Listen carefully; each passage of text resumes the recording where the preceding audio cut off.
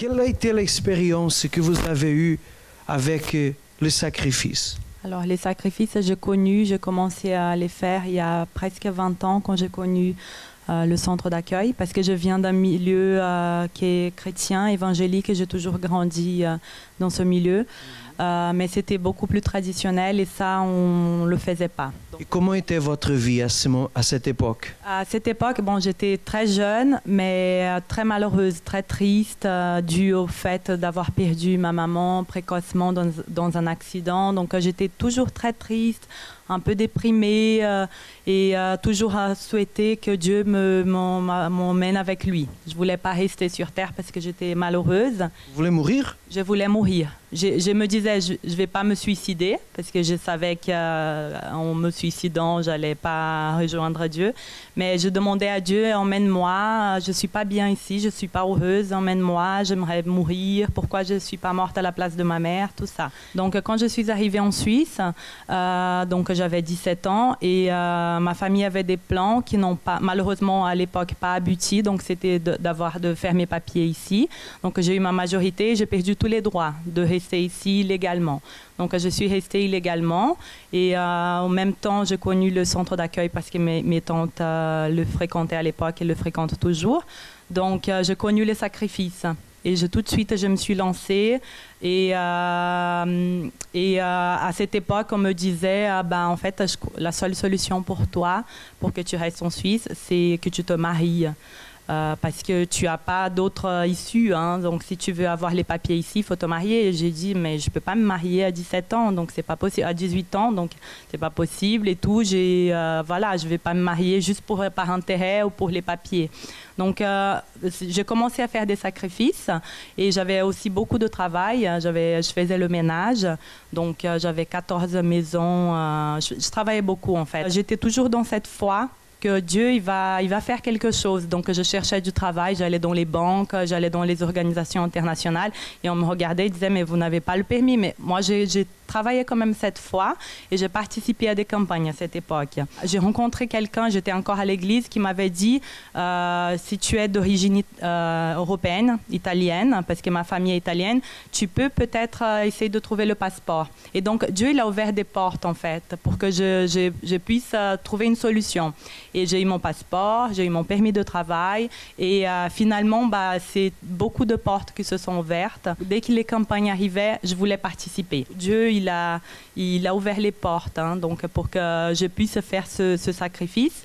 Et finalement, avec mon mari, moi, j'ai jamais demandé, j'ai jamais pensé qu'un jour, je serais propriétaire en Suisse.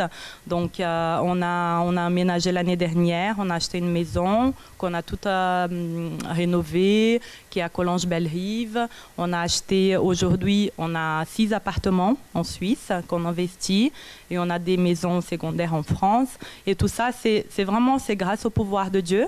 Quand j'ai rencontré mon mari, il était au chômage et il y a des choses qui se sont produites, en fait, des choix qu'il a fait parce que Dieu il m'a donné la sagesse et parce qu'il devait choisir entre une société et une autre. J'ai dit, va sur cette société, même si ça n'a pas l'air de te plaire, vas-y. Et il a fait le bon choix. Aujourd'hui, il a eu une promotion. C'est vraiment, pour faire une histoire longue, courte, vraiment beaucoup de bénédictions et pouvoir de Dieu, des choses que sans lui, on n'aurait pas pu obtenir. Je viens de recevoir une Mercedes.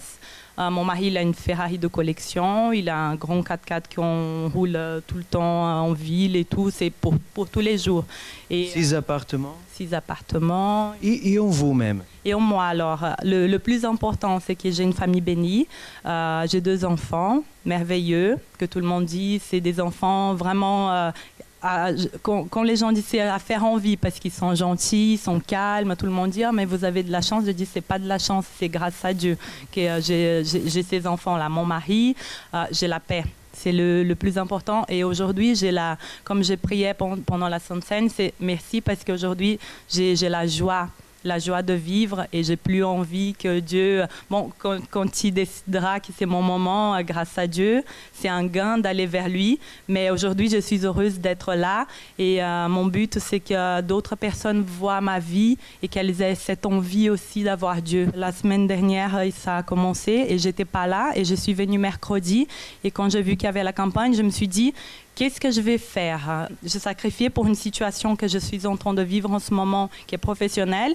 Ma société, c'est un petit peu le marasme, comme c'est un peu la crise et tout, c'est très calme. Et moi, je suis en congé maternité et je dois revenir l'année prochaine, mais on ne sait pas dans quel département, parce qu'il n'y a pas de volume. Donc, j'étais voir mon employeur et il me dit, mais il ne faut pas t'inquiéter, on va trouver quelque chose, donne-moi encore 2 semaines. Et la semaine, donc mercredi dernier, quand je suis venue à l'église, j'ai participé. J'ai dit, il faut que je participe à cette campagne. Ma révolte, j'accepte pas cette humiliation de peut-être revenir. Il n'y a pas de travail pour moi. Je vais être licenciée et tout. Donc, le vendredi matin, donc avant-hier, je reçois un coup de fil de mon patron qui dit, voilà, on a trouvé un poste pour toi. Donc, ils ont fabriqué un poste alors qu'on est en époque de récession. Il y aura 4 licenciements. Donc, il aurait pu très bien me dire, bah, Roberta, tu es en congé. En fait, finalement, on n'a pas de poste pour toi, mais le plus simple, c'est que tu ne reviennes pas. Donc, on va te licencier. Mais non, en fait, c'est un plan de restructuration. Il doit se séparer de 4 autres personnes. Mais pour moi, que je suis fille de Dieu, fidèle à la dîme, il va créer un poste qui est très intéressant. Et cette semaine, je dois discuter pour qu'il me présente tout ça. Donc, ça, j'ai déjà un témoignage pour cette campagne. Alors que vous n'avez pas participé, c'était ma foi et tout. C'est moi et Dieu. Félicitations.